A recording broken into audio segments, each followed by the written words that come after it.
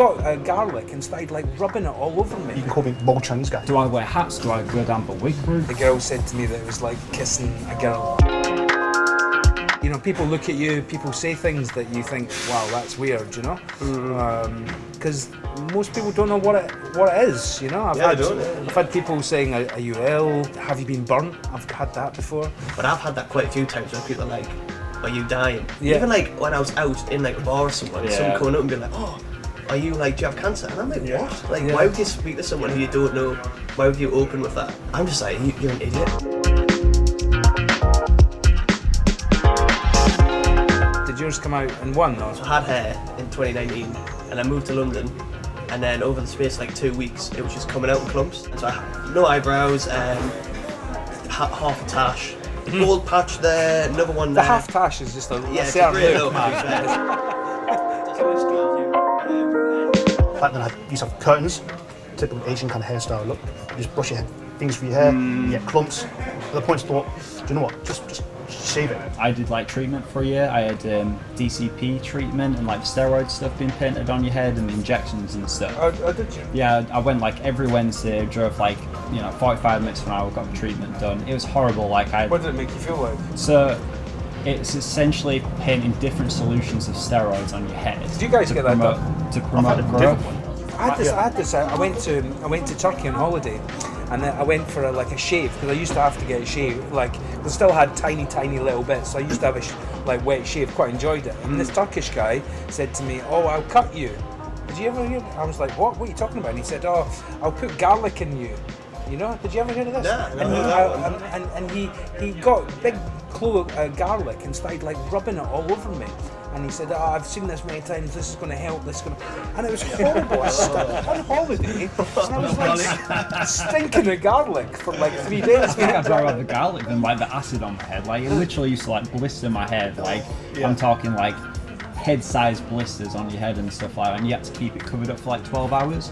But I did that for a year. Did it come back? No, I did it for a year, and I literally, it's the thing that annoyed me to this day. I sat down with the doctor and was like, alright, yeah, it's not going back. Literally like that. Like, no, I could have done with a little bit of buttering up. Do you know what I mean? Like a little bit of kind of like, but yeah, it's not coming back. And I was like, right, this is me. This is kind of like what it is. And ever since then, it's been like, this is it.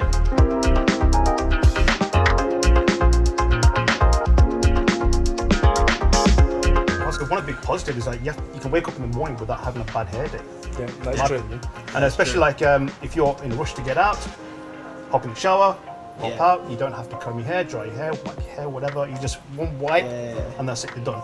I feel clean all the time, you know? Yeah. And that's quite a nice, it's a fresh feeling, you know? I think for a fashion perspective, we can get away with a lot of stuff. Like I put on this horrendously like Hawaiian shirt and I was like, oh yeah, this is quite work actually. At like 18, 19, first wear, and I was looking at a mannequin, I was like, looks good on mannequin, look good on me, do you know what I mean? Like, when it fell out, I was like, right, well, if I knew what I looked like with a bald head, I would have shaved my head years ago, because I just looked much better. It was such a hard look, and everyone was like, oh, that looks so good, and I was like, oh, nice. I think that's the moment though. I think there'll be a lot of people that struggle to get to that point that they are cool with it, you know? They want to rock it without trying to always think, oh, I want to have some facial hair, because that's the thing. Men, they are associated with facial hair.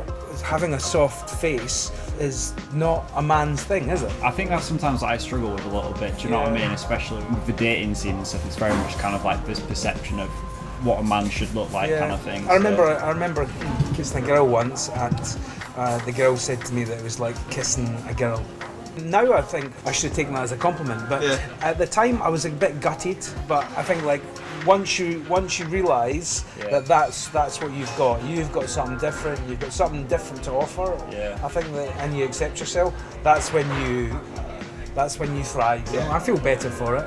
I think I'm probably a better person than I was without it, because I've had to deal with some stuff, you know. This is a good thing why like the charity is what it is, and why it's so like helpful and successful in that sense, because I know personally before meeting anyone from the charity, I think I met like one other person with it.